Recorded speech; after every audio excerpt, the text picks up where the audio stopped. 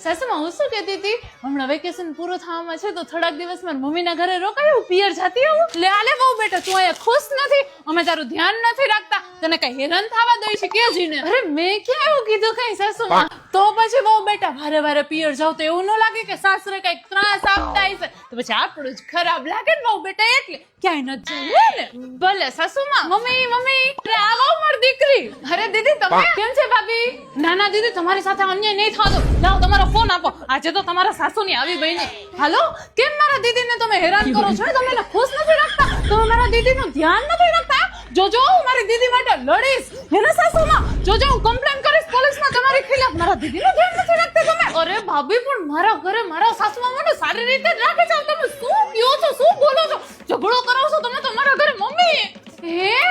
તો તમે વારે વારે પિયર આવી જાવ તો પછી એવું જ લાગે ને કે તમારા સાસરા તમને ત્રાસ આપતા હશે હે ને સાસુમાં મને સલાહ આપી તમે દીદીને નથી કીધું લાગતું વાંધો નહીં હવે તો આ ઘરની વહુ કહેવાય તો બધી જવાબદારી મારી કહેવાય સાસુમાં શું થોડું ભૂલી જાય દીદી સારું જાઓ તમે તમારે સાસરે પાછું જવું પડશે દીદી હે ને વારે વારે પિયર ન હોવાય હે ને દીદી આવજો